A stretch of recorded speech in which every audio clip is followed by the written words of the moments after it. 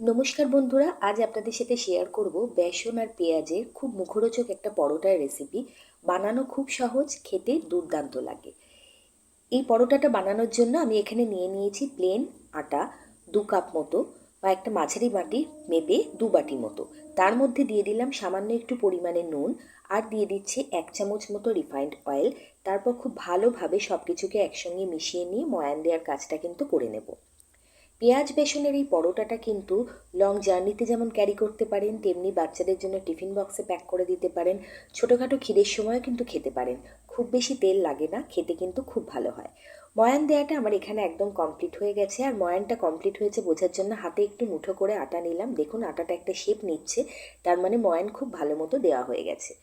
এবার অল্প অল্প করে জল দিয়ে এটার থেকে একটা সুন্দর একটা ডো বানিয়ে নেব।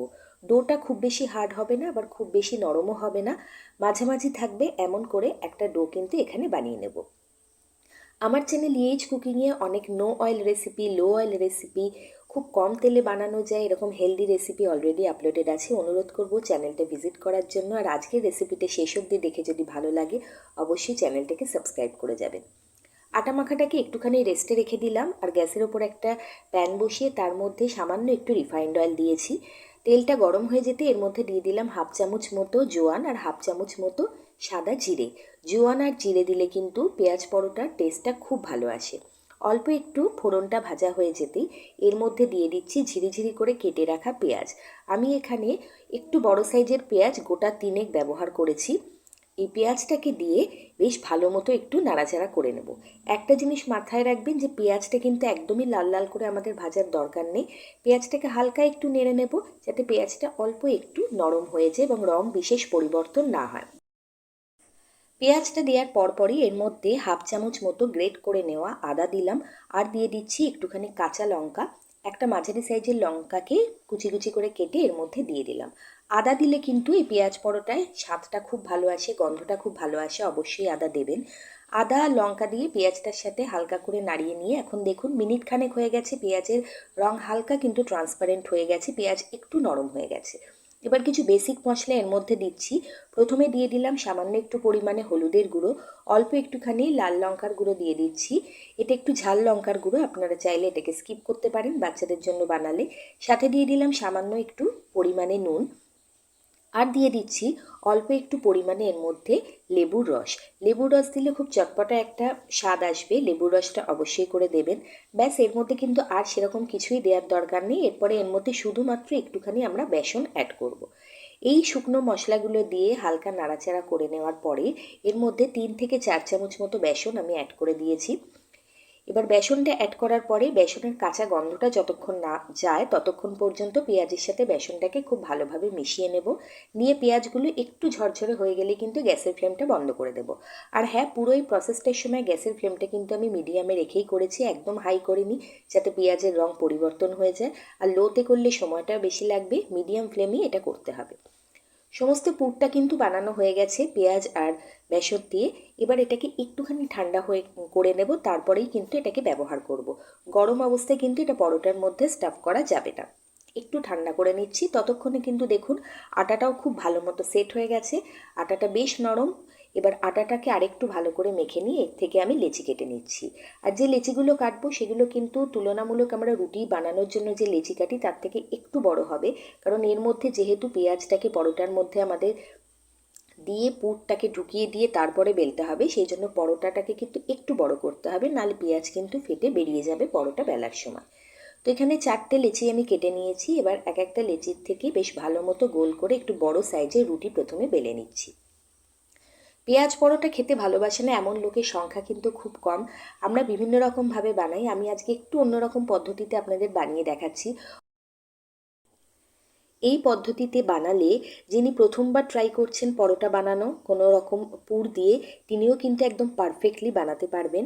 একটু পুরো বাইরে বেরিয়ে আসবে না এবং খুব সুন্দর মতো কিন্তু পরোটাটা পারফেক্টলি বানানো যাবে। রুটিটা একটু বেশ বড় করেই আমি কিন্তু বেলে নিয়েছি। এবার রুটির ওপরে যে পেঁয়াজের পুরটা বানিয়েছি সেটা খুব ভালো করে চারিদিকে ছড়িয়ে দেবো। অল্প অল্প করে ছড়াবো, খুব বেশি পুর দেবেন না, তাহলে কিন্তু বেলার সময় অসুবিধা হবে। মোটামুটি একেবারেও অল্প না, একেবারে বেশিও না, এরকম পুর দিয়ে চারিদিকে বেশ ছড়িয়ে ছড়িয়ে আমি লাগিয়ে দিচ্ছি। আর সাইডের প্রায় হাফ ইঞ্চি মতো করে কর্নারের সাইডগুলোতে কিন্তু আমি একটুখানি ফাঁকা রেখেছি। পুরো পেঁয়াজটাকে ভালো মতো রুটির ওপরে আমি ছড়িয়ে দিয়েছি। এবার দেখুন পরোটা বানানোর পদ্ধতিটা। এবার একটা নাইফ দিয়ে পরোটাটার ঠিক মাঝ বরাবর নিচ পর্যন্ত আমি লম্বা করে চিড়ে দিলাম, মানে এইটুকুনি পোর্শনকে আমি কেটে দিলাম।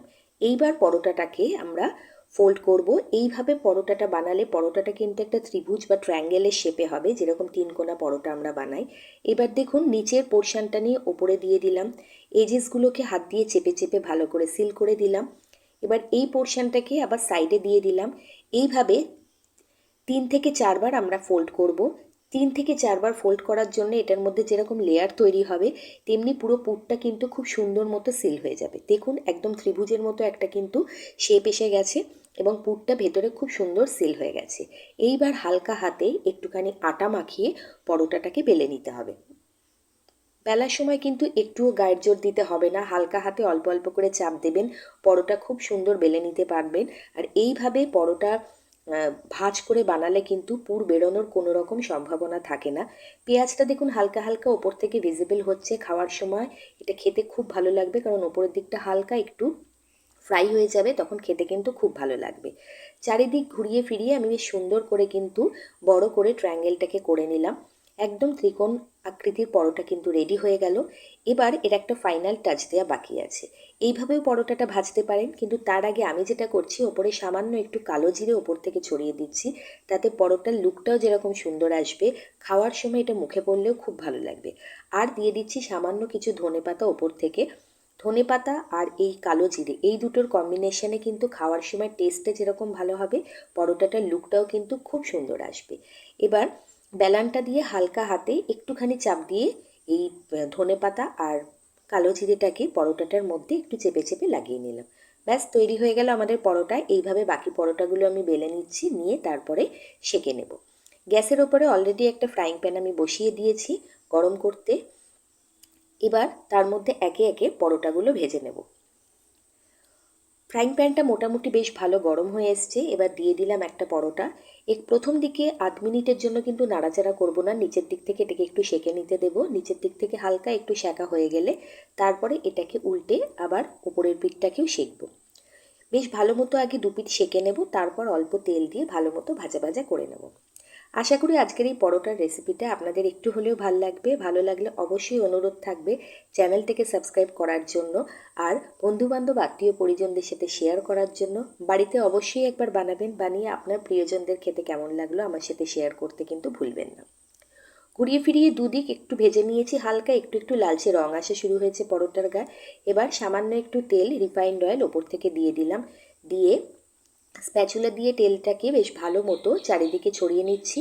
একটু বেশি তেলেও আপনারা চাইলে ভাজতে পারেন, আমি একটু কম তেলের ব্যবহারই করছি। সামান্য তেল দিয়ে এপিটোপিট করে একটু লালচে লালচে করে ভেজে নিচ্ছি।